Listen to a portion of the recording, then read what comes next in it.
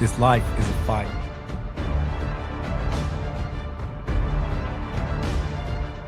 What are you focused on?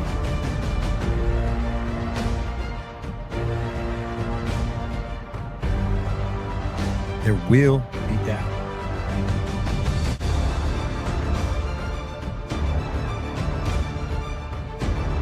Pain, it's inevitable.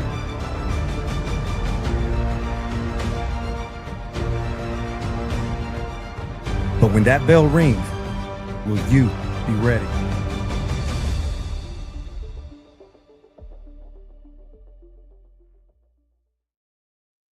What's going on, everybody? Welcome back, Bucketheads, to the Spit Bucket Podcast. This is episode 112, moving right along, episode 112. And today we got a special one. I know it seems like I say that all the time, but I mean it. We got a lot to get into. There's some breaking news, a little controversy, big fight weekend coming up. But before we get there, guys, we got the boys from Red Corner Boxing, the fellas from Red Corner Boxing on. So let me bring them up, and I'll do one introduction at a time. First, we've got one half of Red Corner Boxing. This guy's always ready to call it straight, whether you like it or not. Let's welcome Jam to the building. We'll do it properly for you guys. And then we got, let's see, where's Mr. Neutral? There we go. And then the other guy, co-founder of Red Corner Boxing. I like to say they call him Mr. Neutral, but don't let that name fool you, because this guy is loaded with takes of his own. Mr. Neutral, thank you, guys. Neutral, I was going to say, Neutral, currently ranked number 10 on the Max Calandrillo pound-for-pound rankings, top 10 of the world. That's great. I'm just kidding with you, man. But how you guys doing? Welcome on. I appreciate you guys. How y'all doing today? I'm fantabitosi. By the way, I've got to say, I love that intro to the Spit Bucket Podcast show. Jabs, take note. We got to up our game here. That's fantastic. And thank you so much for bringing us on to your show once again, mate. Appreciate it, Mr. Neutral. Always a pleasure. And as always, you too, Jams. I appreciate you, sir. How are things holding up today? Yeah, not too bad, mate. I've been out for a good run, done about an hour and a half. Bit knackered, but obviously I'm staying up for the Spit Bucket. I was going to watch if I wasn't on, so I'm happy to be here, JJ. Thank you for inviting us. Brother, I appreciate it, man, and I appreciate you guys. And it's important everybody knows, if y'all can't tell by the accent, these guys are from across the pond, so this is a nice collaboration of two sides of the world coming together for one love of this beautiful sport. We got a lot to catch up on, so let's get it going, guys. Let's not waste any time. I'd hate to sour the mood, but before we jump on, I definitely want to take time. I know this means a lot to you guys. It means a lot to me. Serious news as over the weekend, Isis Sio suffered a devastating knockout at the hands of Jocelyn Camarillo in the first round. She was put into an induced coma with some brain injuries. The good news, this isn't all bad news. She has been taken out of her the coma, the medically induced coma, but not out of the woods yet. But just a reminder of how serious this sport is, man. Obviously, on behalf of the Spit Bucket, and I'm sure you guys, Red Corner Boxing, we wish her the best. But I want to take some time just to address the seriousness of it. We take for granted this beautiful sport because we watch it every weekend. But I want to take a second just to address it. You don't play boxing. This is serious. We wish the best for Mrs. Sio, but what are y'all's thoughts? Just reminders. It's difficult to have a panel discussion on an injury like this, but what are y'all's thoughts about it? I'll let Jams go first. Yeah, for me, mate, without disrespecting anyone, she was badly matched. Jocelyn Camarillo is a three-time national champion, an amateur champion.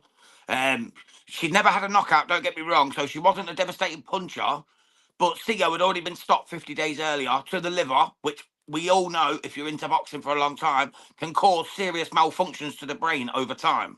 And she got caught again in this combination that put her to sleep and caused this self-induced coma by the doctors.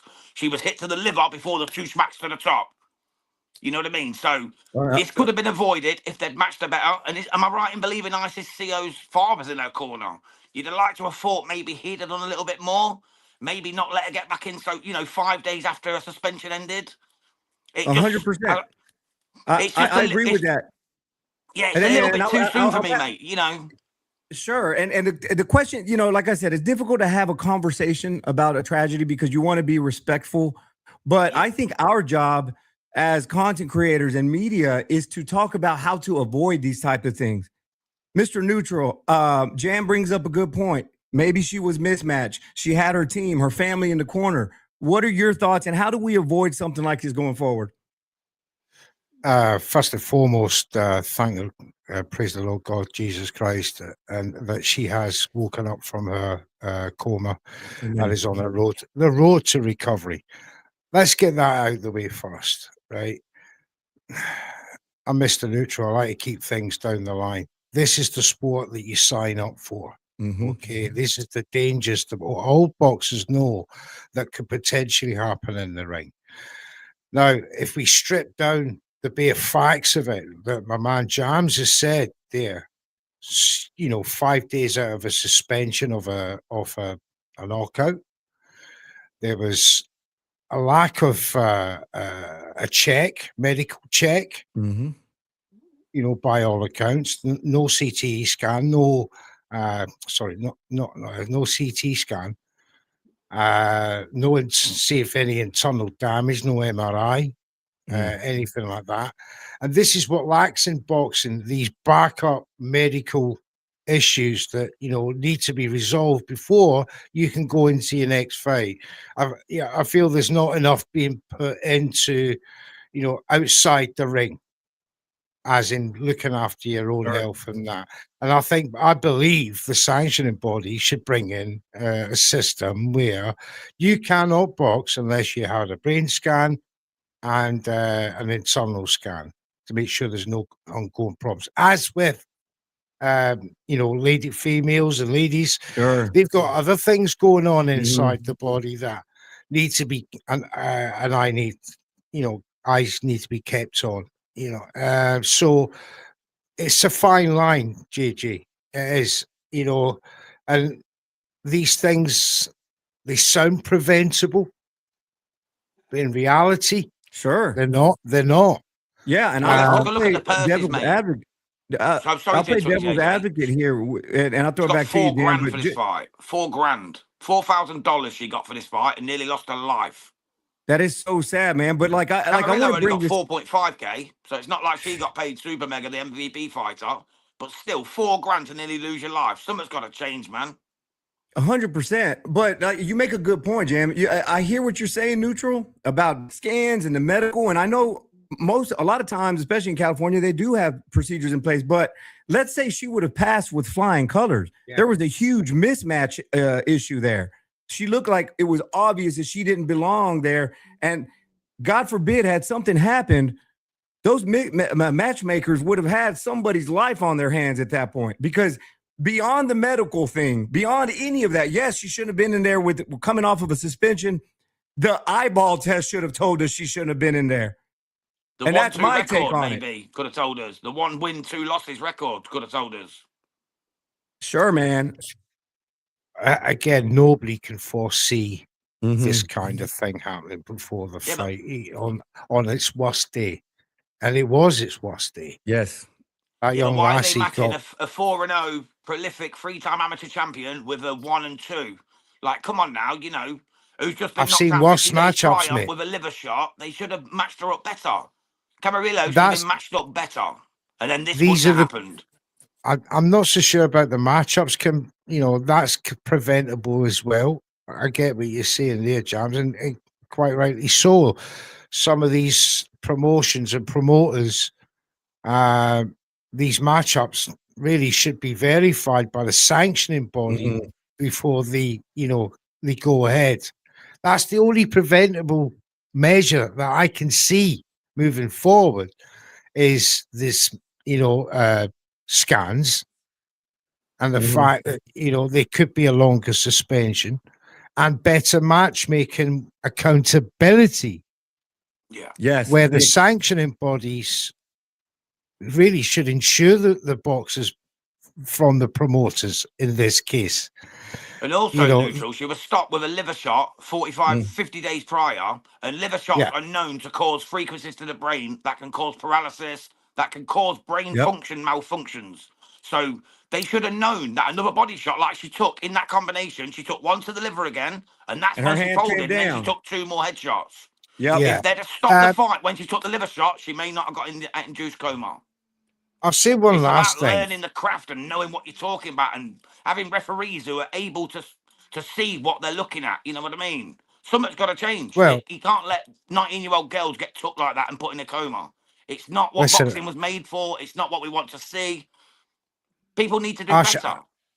I lost a debate with JJ about how referees and judges should be Xboxers, but we won't go there. I watched it. I on watched this. it. Matt Calandrio's debate show. The only Grand last Prix. thing I say about this, you know, and Godspeed her recovery, by the way, is I think a lot of prevention, or one of the best preventative measures for me would be a gravity test. If you know what that is, it's where they measure the salt in your body, the salt content, and it'll deem whether your brain is dehydrated, first and foremost. California State Athletic Commission were the ones that were so adamant to get it passed through state, I don't know what it is, Congress or whatever you got over there, that you know, Devin Haney wouldn't fight in California for a while. I'm not making any accusations, you know what I mean? Because what are you saying, neutral? What are you saying? They were doing they were doing these kind of testing, you know, they wanted Brian some Norman fan in the house. Oh no. It was way before that. Anyway, getting off that, but gravity testing would go a long way to prevent matchups being going ahead, because if a low gravity test or failed gravity test comes out, you shouldn't be allowed to box. That means your brain is dehydrated, your organs are dehydrated, liver shots, kidney shots, everything. You know, it hurts that everything. Much more. Heart, lungs, they're all susceptible, and you shouldn't be allowed to box, and things like this could be prevented that way. Yeah. We'll move it on, but I'll close with this. Like, I think all of us hit on this. There were balls that were dropped, and there's a lot of blame that could be pointed from the commission for letting it go, from the team.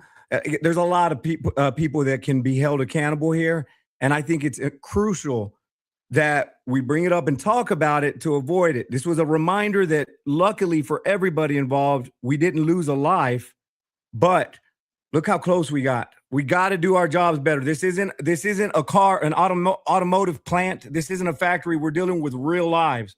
And if you wouldn't put a gun in somebody's hand that's not trained on how to deal with a weapon, we should be way more careful with what we're putting inside of the ring. So thank you, gentlemen. Again, on behalf of I'm sure you guys and the Spit Bucket, we wish Mrs. Sio a speedy recovery. Moving on, gentlemen. This one's going to home. This has got some USA versus the UK vibes. Over the weekend, we saw Conlan coming back against Kevin Walsh, the undefeated American.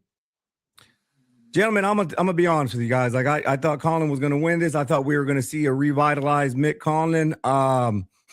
You know, usually I'd be on here saying, "Ha ha ha!" The USA pulled this one off, but I wasn't thrilled with this performance. Conlan got Walsh got the split decision victory. The broadcast team seems shocked. I wasn't that upset with the scorecards. What are y'all's thoughts about it? Am I right to go first? Is that okay? Yeah, go ahead. On you go, Jams. Yeah. Basically, mate, me and Mr. Neutral done the watch along. They were singing Conlan's praises throughout. It was the worst Mickey Conlan I'd ever seen. He did not turn up. He did not attack. He did not defend. He did not throw punches. He kept changing his stance. He confused himself. He looked like an amateur stuck in the amateur game. It was embarrassing, and I'm sorry to say he needs to retire. I had Kevin Walsh 97-93 up in that fight. And I was being generous to Mickey Conlan. I thought Conlan was absolutely piss poor in that fight.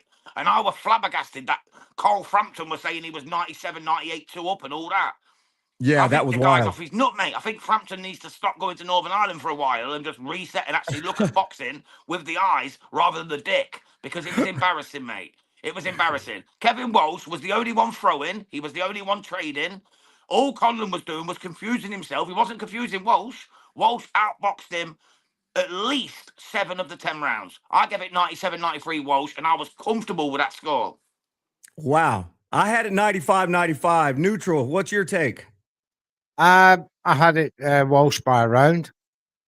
I'll echo Jam's sentiments that he was gun shy all through the fight. Kevin Walsh. Let's not sit here and pretend that he's going to go on. He's going to go on and do wonderful things. Sure. I'm not so sure, because that I posted on X that I expected Mickey Conlan to win that on his worst night. Clearly, I was wrong, and it was his worst night. As Jam said, maybe it's time to have a wee think, and is it time to hang up the gloves once and for all? Because if you can say to yourself after a performance like that at his age and what he's done and what he's been through, if he's still adamant that he's got something to sell in the sport, then so be it, and good luck to him. But not many people are going to give him a chance moving forward in that sense, because if that had been to a high level opposition defeat, then you got hammered, he got knocked out. You can give him an inkling of a chance of a comeback, but to Kevin Walsh, he was clearly very awkwardly technical. What's the he wasn't great. He was throwing very unorthodox punches as well. Maybe that sort of style was confusing Conlan. I don't know. Maybe he caught him early with one of them awkward shots. The left hooks were getting through. And I just felt that Conlan was off his game as early as round one. What was so sad to see is, and I mean this with all the respect to Walsh in the world, but you're watching the fight and you're seeing what Walsh has, and you're just like, the Mick Conlan I know should be able to handle this. Like, what are we doing? Again, salute to Walsh. He was busy. It was just awkward and it didn't look pretty, but at least he was trying. While Conlan was just switching stance and not doing anything, man. I was shocked. I was stunned.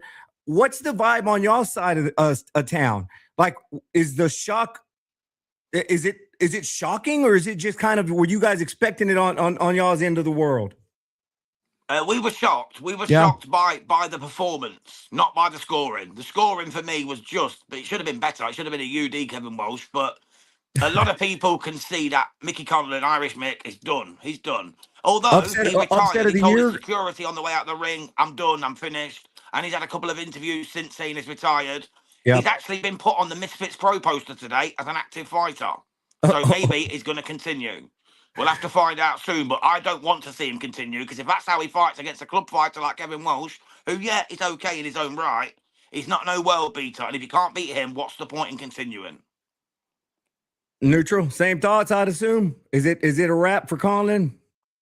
As I said, I mean, if he's signed for a promotional company, then obviously he feels that he's got something to give still, regardless of that performance. Maybe he feels he can't. They put on the show, bro. Misfits Pro put on the Conlan show. That was their first. Their second one is the Chisora card against Wilder. Maybe, but he's still on their fight poster today that they've announced of all their team. Now I'm just looking out for Conlan here and thinking, okay, look, two things. New trainer, correct? He's training with Greg Smith, right? So you have a new camp, a very awkward opponent, a very determined awkward opponent. I know I sound like I'm giving Mick some excuses, but sometimes it takes a while to adjust to a new trainer. I really expected to see a smarter Conlan. Sometimes when you expect smart, you get inactive. You get somebody thinking too much. Could there have been a chance that Green, who the hell am I talking about? That Greg Smith made him think too much? Was Conlan thinking too much? And is that something that you guys think is maybe fixable for Mick's future? I think you're right. He was the way he was constantly switching, as if he was given information overload. Because I was saying to myself, and on the broadcast, what am I watching here? This guy just doesn't seem to have it together. And as I said before, I think he doesn't want to go out like that. Mm-hmm. And if he signed a deal with Misfits, I doubt it's going to be just for one fight. They're probably 2 or 3 fight deal, which, if he's on the post of another fight card coming up, then, that's so be it. That's parcel of a defeat. So are we too quick to write boxes off? I don't know, but he needs to really mentally and physically and box wise, Greg Smith didn't do a great job with him when it comes to throwing punches in that fight. There's something needs to be addressed there. So listen, if he's got another deal, fine. Another fight, fine. All part of the deal, but big improvements need to be had. Yeah, if he boxes like that, mate, he won't beat an English title. He won't win a Southern area if he boxes like he did against Kevin Walsh. That was the worst I've seen Michael Conlan since the amateurs. That's the worst I've seen him. He was awful. Yeah, I would agree with that. I love Mickey Conlan, but he was awful. He did not turn up. He did not throw punches. He confused. He couldn't listen to anyone. Or if they were telling him something, they were telling him too much. He just looked a shadow of his former self. There was nothing good about his performance. Like, literally, there's nothing. Can't say heart, can't say grit, can't say punching, can't say stance, can't say anything. It was all trash. He was awful. It's over for him. It's over for him. Man. At some point, bad nights stop being bad nights, and they just start being who you are. And I'm worried that maybe that's just kind of what Conlan his peak. So he'd already been took 3 times, bro. It's not like he was a world beater. This was an IBO international title. It's not like he was a world beater. This was his last chance saloon at any kind of top table, and he screwed the pooch big time. And he got found out, and he got turned over by a club fighter. Let's be honest. A club fighter will probably lose his next fight now because he'll be onto a higher trajectory. Kevin Walsh will probably get knocked out by next man. You don't see Kevin Walsh giving Shoo hell for his straps? Shoo would knock him out in a round, mate. It's New York City, baby. It wouldn't even go around. Let's keep it moving. All right, let's bring it back. We're going to take a quick peek into the weekend. We're just going to cover the main event. So first, we'll go backwards. We'll do the Saturday evening show first, and let's talk a little bit about the return of Keith Thurman against the towering Inferno for his WBC 154-pound championship. Guys, this is a crazy fight. Every fight with Sebastian Fundora is a crazy fight, but when you sprinkle in the fact that we've got coming back, thoughts on the weekend? I don't know what to say. I guess this time we'll start with neutral. What's your thoughts, Thurman Fundora? I love Keith Thurman. I've got to say, he brings, for me, he brings a package to boxing that boxing's seriously been missing for a long time. He's articulate. He's great on the mic. He's, he visibly brings the show. And you top all that off. You can say he looks good. He looks good, Keithy, for his age, right? He's 36 years old now, 37. One time he's looking good, man. And I'm telling you, don't write one time off by any stretch of the imagination. This guy's been in there with the best of the best at welterweight. And there's nothing Sebastian Fundora is going to bring other than, I've got to punch upwards. Listen, now look, Sebastian Fundora has been riding on the crest of a wave for me for the last 3 years since that Brian Mendoza knockout. He's sort of come back into the limelight by way of Tim Tszyu and the infamous elbow. And let's not forget a bloody Tim Tszyu from round 3 ran him, and he went to a split decision. The Cordale Booker mandatory was pretty straightforward, and then Tim Tszyu again. So for me, there's not that progression since beating Tim Tszyu on that split. No one's expected Cordell Booker to beat him, and no one expected Tim Tszyu to win the return either. He had his chance. For me, he was going to knock out Fundora within the first 5 rounds had the elbow not happened. So for me, Fundora, I think he's met his match with Keith Thurman. Wow. He throws in bunches. He throws the correct disciplined punches as well. He'll find plenty of gaps in the wide-armed Sebastian Fundora, who'll be trying to punch and jab downwards, coming over the right hand. Keith Thurman, if you watch how he fights, he stoops low anyway. He'll stoop and come up, and one of his favorites, the left hook uppercut from the back foot. And watch out for it, because I want to see it. I want to see a Tim Tszyu back as 3-time world champion. And you're picking one time for the upset. Oh yes, I think stoppage. Wow. I saw him working the round. heavy bag and just kind of loading up overhand rights on the heavy bag. And I'm not, he's giving away the game plan. Fundora, he'll be like that. He'll go left, he'll go right, and then he'll duck and come up the middle with an uppercut, and they'll drop like a sack of potatoes. Well, Sebastian Fundora in the 9th round. It's going to be an amazing, just that's a personal dream of mine, because I just love Keith Thurman's his work rate, his work ethic. It's just a shame we don't see more of him. Sure. It's that damn PBC and not investing enough money in one-time Keith Thurman, because he is a gem. Heartbreaking, man. Heartbreaking. Jam, your thought on the return of one time against the Towering Inferno. Are you like Mr. Neutral predicting the Timber? Well, I'm kind of hoping, JJ. Mr. Neutral just pretty much covered it all. Apart from Tim Tszyu becoming 3-time world champion, I don't think that's going to happen, mate. I think Tim Tsz유's a bit fucked now. But I appreciate you. No, I mean Keith. Keith 3-time world champion. I got you. Okay. One time.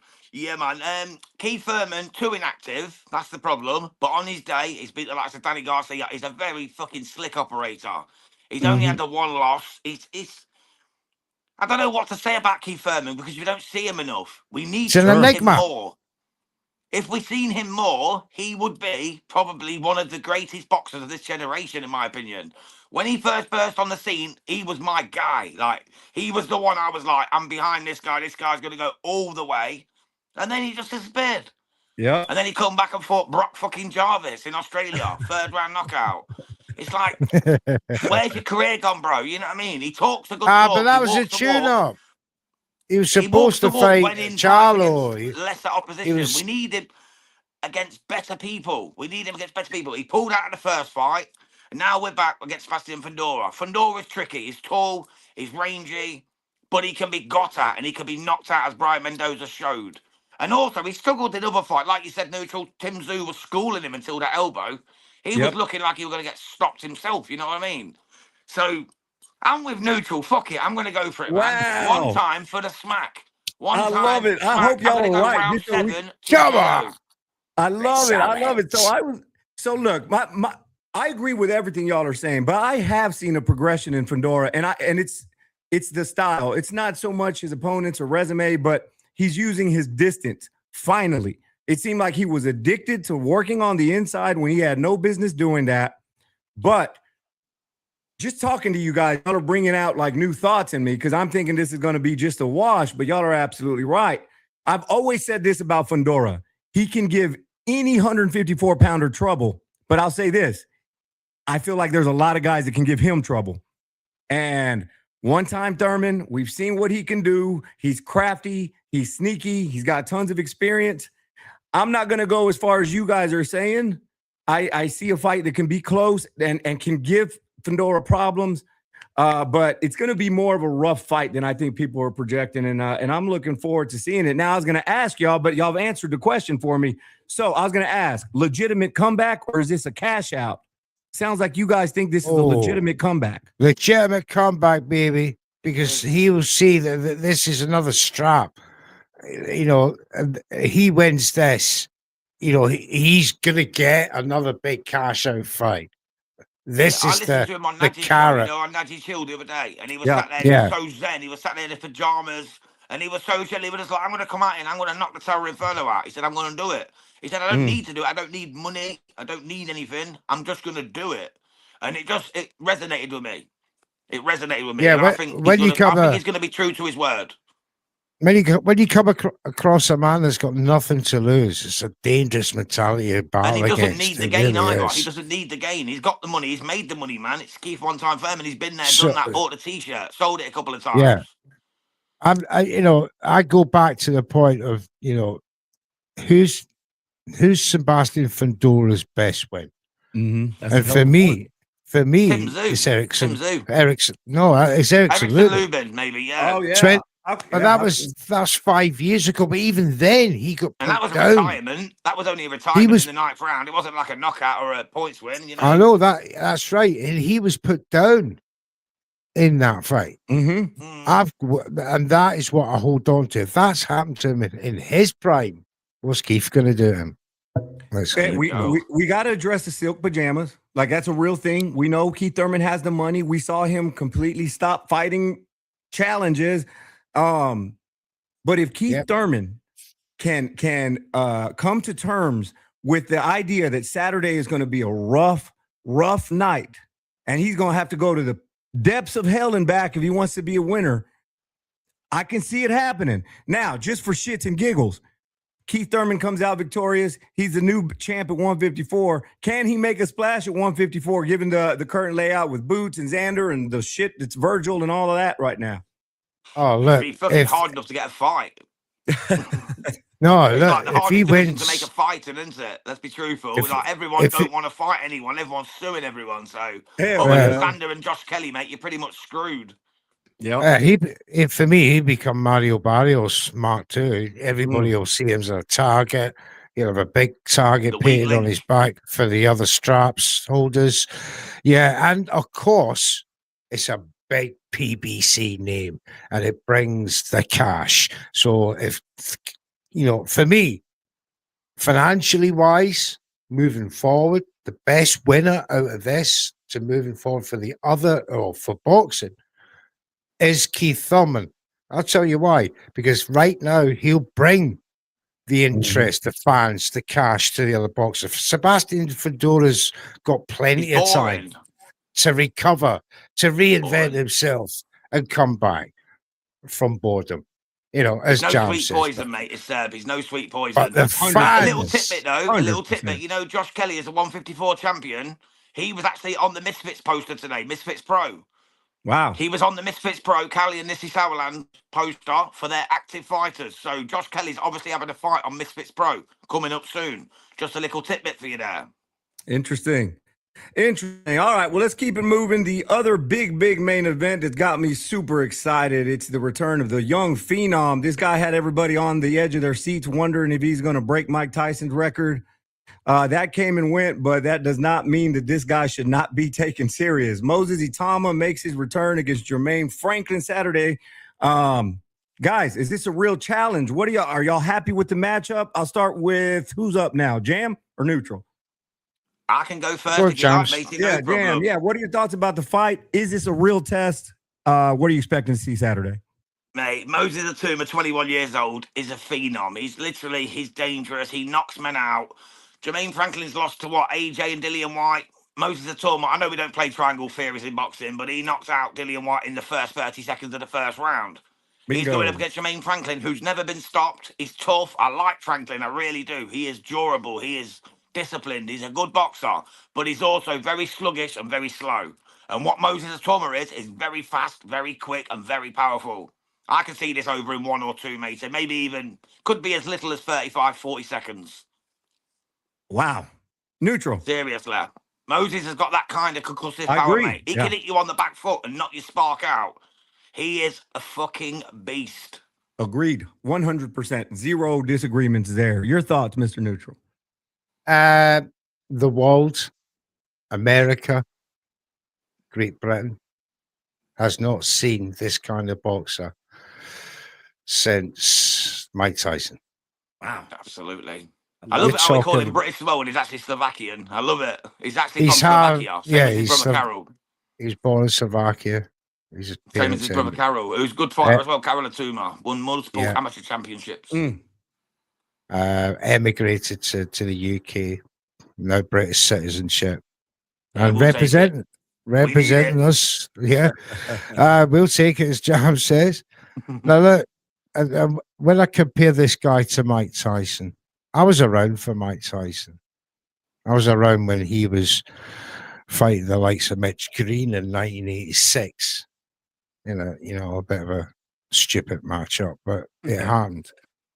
And all the time, this Mike Tyson was fighting all these club fighters and so on and so on. And he built up a resume on the back of that. Moses Itauma has not been allowed to do that. He's doing in short time what Mike did in 3 years since he turned pro. And it's just phenomenal that the comparisons are being made between these two gents, because they were made 2 years ago when Moses was 18, and can he be the youngest heavyweight champion since Mike Tyson? And then the comparisons have started from there. Nearly was if Pulev didn't pull out of the WBA Super Championship fight. There's only one subtle difference between two of them. They both got the same killer instinct, but Mike had demons. This guy hasn't.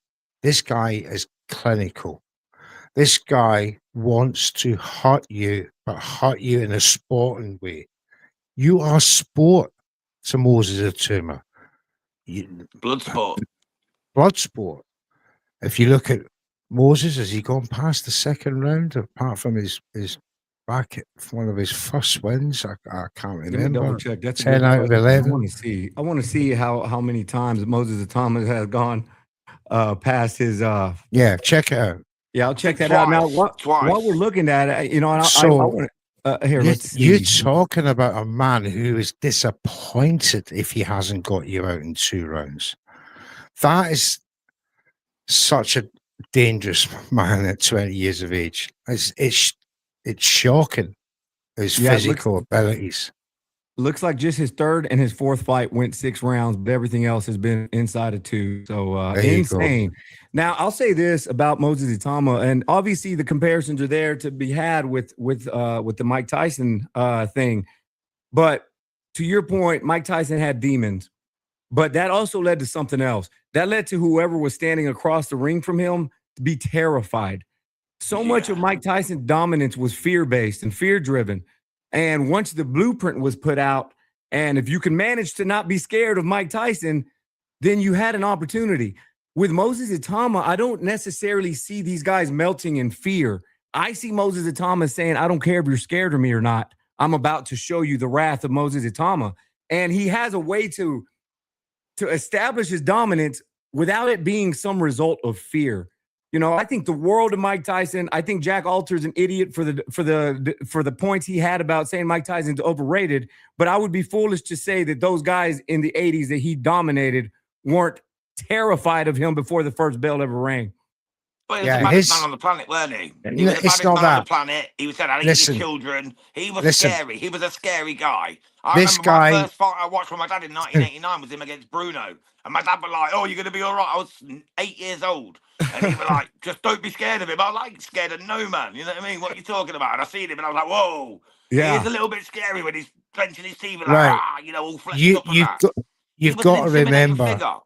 You got to remember, back in the 80s, there's no social media. It was just purely word of mouth. What HBO, what the promoters put out, the photographs, the promo videos. That's all fans went on. And Mike Tyson, probably unwittingly, scared the shit out of people just by being himself, quiet until he had to be. He wasn't the greatest. He wasn't the greatest trash talker in the world, but what he brought was reputation. 15 years of age, he's knocking grown men 36 years of age out. 100%. How right? can that be overlooked?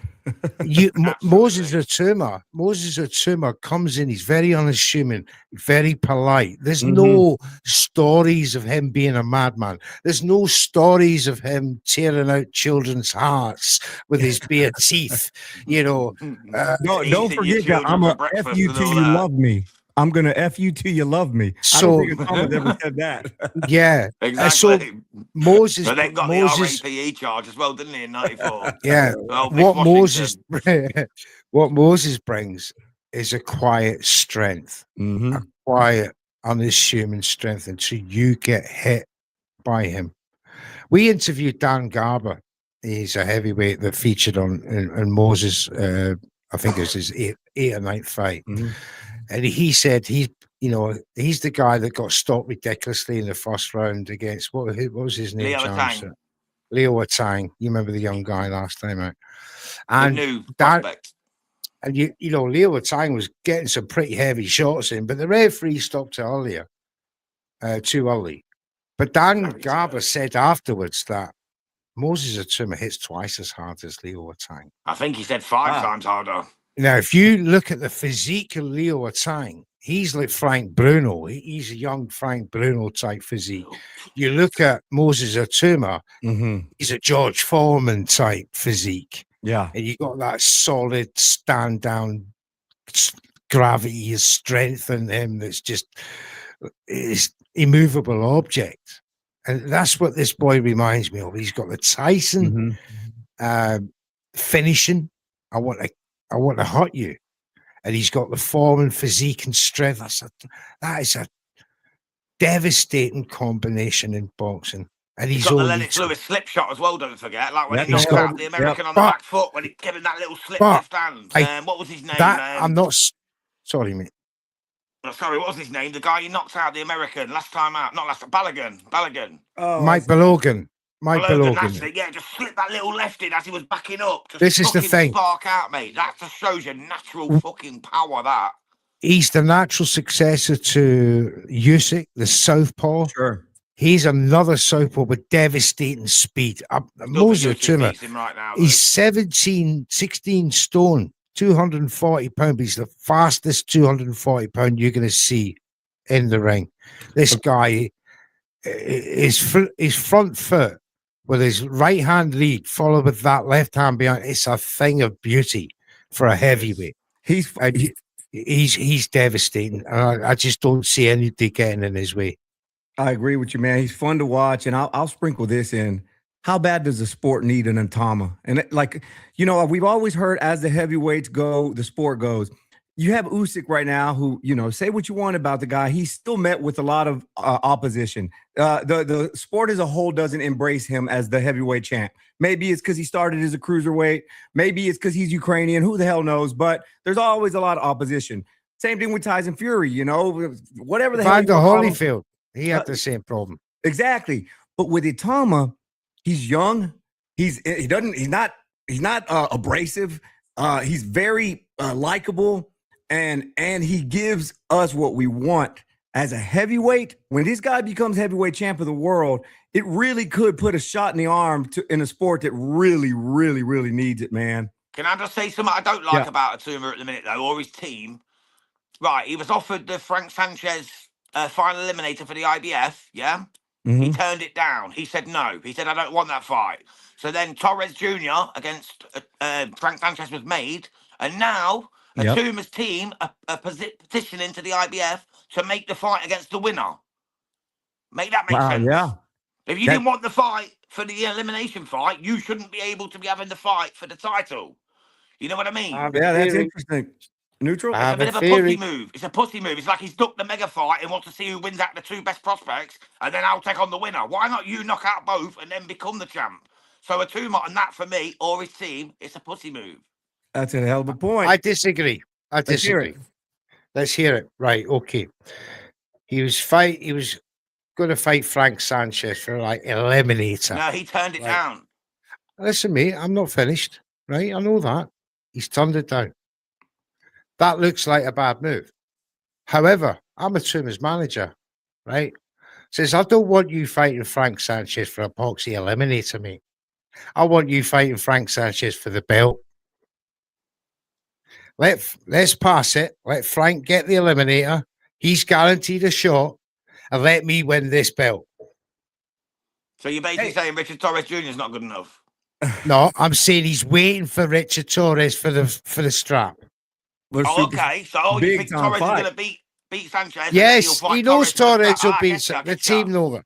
That sets up the mega fight with Richard Torres. That makes more sense. Yeah, Torres Jr. against the Touma, that'd be a bagger, mate. To be fair, Richard Torres is the only man in heavyweight boxing. Forget your Caballeros, forget your Hugovic, your Zhangs, whoever you may be. Forget that. Richard Torres is the only man who give Moses Itauma a fight. He's a southpaw, 2 southpaws, 2 heavy punches, great on the feet, fast, explosive fight, heavyweight fight of all time when that happens. I get you, mate. I get you on that, and I agree as well, mate. Torres Jr. Itauma, that is the one down the line. To be the most explosive heavyweight fight ever. Man, that's beautiful. Ever. I love hearing that, and that's a hell of a route. That's a hell of a path. Again, the sport is this shit, and look at this. We're talking about people from Richard Torres from the United States. You got Itauma overseas. You're bringing in the entire world. Like, this is what we need, and I hope the powers that be are keeping their eyes on it. Before we move on, I'll just close with this. It's hard to really evaluate talent when you're overmatched, when you're just so much better than your opponent. But to your point, Jam, Jermaine is he's resilient and durable. And if we see Moses Itauma go in there and do what we think he's going to do, that's saying a whole lot about the kid. If he can go in there and get and finish out Jermaine quickly, I think we have every right to be lighting this kid up as the future of the sport.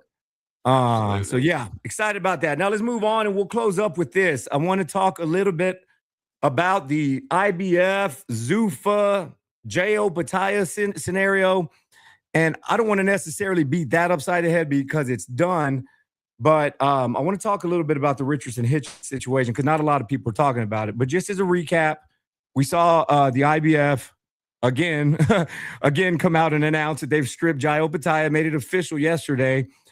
Just as a recap, Jai was the IBF champ, signed with Zuffa, was set to defend the IBF strap. IBF went out to the fight and they said, never mind. You are not our champ. They stripped him. Real thought, guys. Y'all's thought on the Jai Opetaia part before we move on to Richardson Hitchins. I'll jump to neutral first. Messy outcome from that, fourth Zuffa card. Was meant to be sort of a crowning moment for them. They've gone against the grain of what their initial ideology was, this league system. However, that will take years to build it. In the meantime, they'll need to work with other promoters and make other fights and title fights in that meantime. I don't think long term they were saying, in the short term, they were saying we will not work with sanctioning bodies. They meant that long term when all the divisions are filled up with boxers and they can actually start fighting for ranks and belts and so on.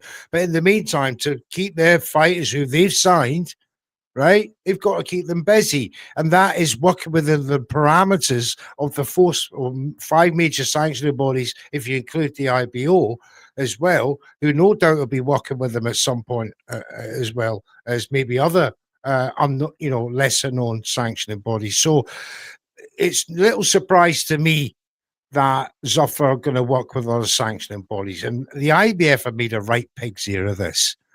They sanctioned that fight weeks and weeks down the line. Mm-hmm.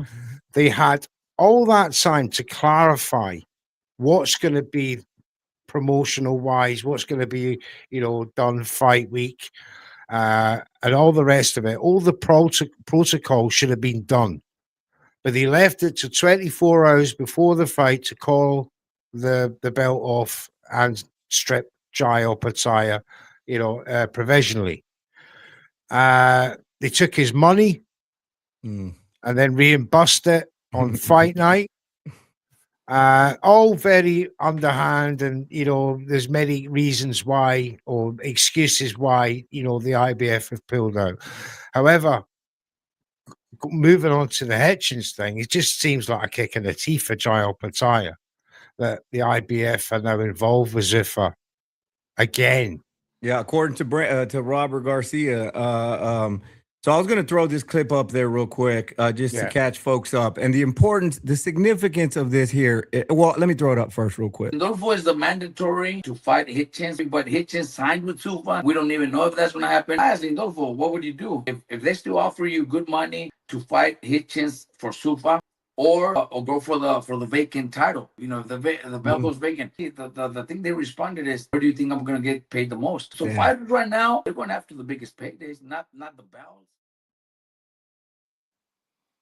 About this, because on the surface it looks like he's just saying that Richardson Hitchins is with Zuffa and that, but like we got to drill down on here, because not only if this goes down, let's say let's say the IBF doesn't work with Richardson Hitchins because Jai Opetaia's people are threatening lawsuits, and why are you doing with him, not with me? It's a mess. I agree with that. But let's say the IBF does strip Hitchins.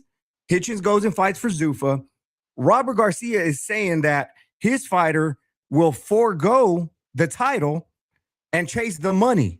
So now you can say Zuffa is not only taking fighters, they're taking title pictures. If you're taking the number one contender and the champ, that is a huge splash in boxing, don't you think? And I'm not here to say if that's good or bad. All I want is good fights, and I want these fighters to get protected and paid. But with their third month in existence, now they're knocking on the door to not only take another champion, but to steal the entire IBF title picture. Jam, what are your thoughts on that? Yeah, I think it's bad, mate. I don't think it's good for the sport at all. And just to go back to Jai Opetaia, he was sanctioned for the fight as a title fight for the IBF. And then when it got to fight week and he started presenting the Zuffa belt on his table instead of the IBF belt, the IBF had a meeting and discussed it and said, why is the Zuffa belt prominent on the press conference? Why isn't the IBF belt? So that's when they returned his 80 grand and they said, it's not an IBF, they called it a Zuffa championship belt. So they pulled the sanction for the fight. They still allowed him to fight as IBF champion, but not for the IBF belt. And then after meeting in a board meeting, they decided he'd disgraced the belt and that they're going to take it away. I think they've done the exact right thing. At the end of the day, you want to be a club fighter, go and be a club fighter. You want to box for Zuffa and Dana White and get your 40 grand a week and fight every couple of weeks, that's fine. Great, go do that. But you're not going to hold the IBF belt up while you're doing it. My question to you, where was he going to go? Where was Jai going to go working with Zuffa in the IBF? Where was it going to go? Was he going to fight? They said Noel McKellian. Where's that fight? They've not mentioned it since they gave him a face-off at the first Zuffa event. Or the third Zuffa event, sorry, not first. It's nowhere. They're just going nowhere. All they're doing is making waves. They're just causing problems. They are deliberately trying to demonstratize the boxing world, trying to divide, trying to just cause problems. That is all Zuffa are doing. They are not doing anything good. Name a good Zuffa fight coming up. I can't. Name two fighters for Zuffa that could fight. That would be a good fight. But the thing is, though, Jams, what we got to understand Richardson Hitchins' motives here. Manipulating the game. He's trying to fast track another UFC setup, and we can't allow it. You see, and I would say we stood up to it. Well, let's look. They're going to strip Richardson Hitchins in that case, then. So Richardson Hitchins. And he's a shit champ anyway. Don't want to fight no one. Now you've just hit on a little bit of something I was going to egg you into, right? You've called him that. Yeah, let's be real I don't here. Call him that. That's what people call him because he don't want to fight no one. Let's be real here. Without that IBF belt or any kind of belt, Richardson Hitchins' career stutters, because that belt is his only bargaining chip for me in negotiation. You've seen how he is on social media. He calls out everyone. Yeah, but fights no one. That wins a fight and fights, his mandatories or whatever. Now, he's got a mandatory with Lindolfo, and this is going to be on this. This is going to be on this. If he gets stripped, or he'll fight vacant. Well, that's what he's saying. Lindolfo will chase the belt if it's more money. Lindolfo's going to knock Richardson Hitchins out, man. the thing is here, right? If it happens. If the IBF strip Hitchins, then Lindolfo can't fight for that belt because Zuffa will just say, no, Hitchins, you fight for the Zuffa belt now. Sure. Yeah. Lindolfo, Delgado, you want to win the belt? Don't take this fight. This is for a Zuffa belt. This is another market now. This is a cash market until this league division is set up properly, right? And Zuffa belt's not a real belt, though, mate. It's a trinket. It's a trinket. Bonabin, Balanga, all these fighters are signing. That's bullshit. But they're offering 10 million apparently to sign. Jams, can I just finish, please? Jr., who's still signed up with someone else. I'm trying to say they are signing, but I know your hatred of them and you don't want them in boxing. Jr. It's Conor Ben all over again, mate. What are you paying for? The fucking eggs or the fucking recovery? People are going to watch it. People are going to watch him whether we like it or not. Sparked, but bloody hell, man, he's like however, what I'm trying to say is, can I get my point across? Mate, shut up for a minute, right? You're making me laugh, bro. You're making me laugh. Let's go. All right, I'll pass it on. I'll make him laugh. No, you're making me laugh because you're talking about fucking Edgar Palanga. Sorry, mate. We're calling. I'm trying to say they're signing high-profile boxers onto their roster, right? So Jams is right. They're stealing IBF belt holders. Nobody gives a toss about the IBF. The IBF, the most hated fucking sanctioning body out there. Now you got people jumping on their bandwagon. Oh, poor IBF. Well, my concern is this, and I'm playing devil's advocate here, Jam. We saw the WBC take the belt off of Shakur. I'm not going to mention Terrence Crawford because I had to, but the WBC takes the belt off of Shakur. You can argue that that's because his involvement with Turkey and all those guys. You see the IBF strip Jay because of politics. Now the IBF could strip Richardson. At what point do these sanctioning bodies stop putting their belts on the guy who's not the best fighter in the world? You're only watering down your sanctioning body. So while you're saying, yeah, somebody else can fight for the belt, if we keep doing this month after month, year after year, you're taking the belts from the guys who are the champs, then what the hell does your belt even mean if we all know that that's not the champ? I'm talking about long-term. Oh, sorry, I thought you were done. No, sorry, bro. Sorry. They stripped Shakur at 135 because he moved up to 140 to fight the champ. That's written in law. That has been since the start. Shakur went up to 140 and fought Tio for his world title, which means he loses the one below at 135. That was written in law in boxing. They have let it happen. I think Terrence Crawford didn't lose his belt. Jamel Charlo didn't lose his belt. But only seems to happen to Shakur, because listen, I think that there's a new kid in town and the regulars are not happy because it's competition. I'm all for competition. The more competition in boxing thrives because more boxers are going to come out of the woodwork. Boxing will get more televised products. Zuffa will have another platform. They got Sky Sports in the UK signed up. UK boxing fans, get used to it. Zuffa are here to stay. And I'm all for it. I'm for the fighters. I don't give a toss about promoters, broadcasters, sanctioning bodies. I'm for the boxers. The boxers are getting paid good money at Zuffa. Yeah, but look at the Zuffa card, though, bro. Look at the next Zuffa card coming up. Tell me that's the card you'd get up to watch at 4 a.m. Give them a year, and then we'll ask ourselves the same question. Yeah, I'm right in between both of you guys. Jai Opetaia, but other than that, give them a year. Basically, they've got away fighters. They've got a whole stable of away fighters who are there to get beat. Well, I bet they've done it better than Conor Ben is a bum, a drug. Yeah, do you know how the IBF started? Right, probably the same way, but that was 30 No. The IBF started like this. Oh, see, your WBC champ. He's now our champ. Okay, then. Do you see your WBA champion? He's now our champ as well. So they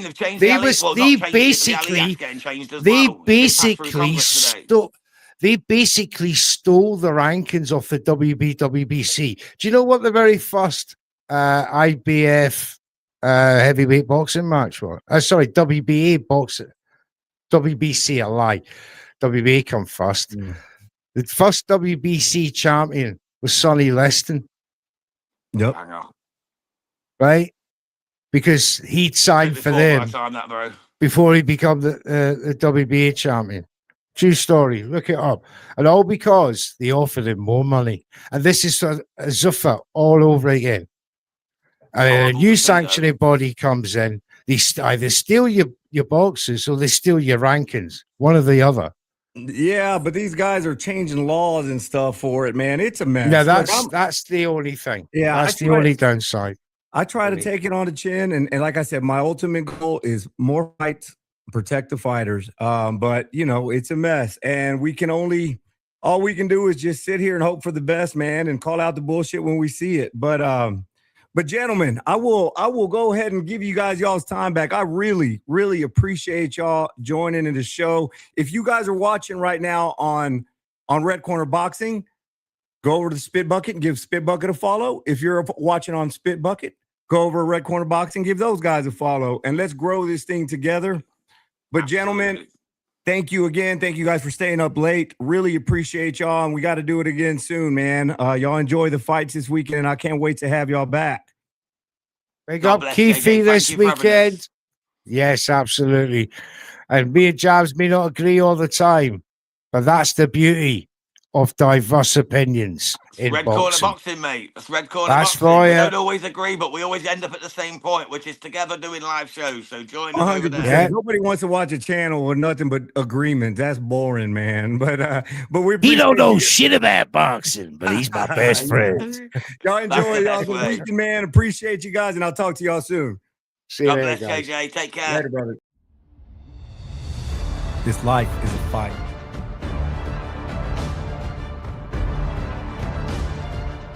What are you focused on?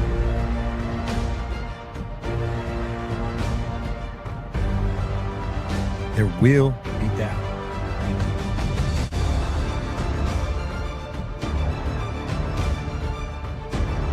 Pain, it's inevitable.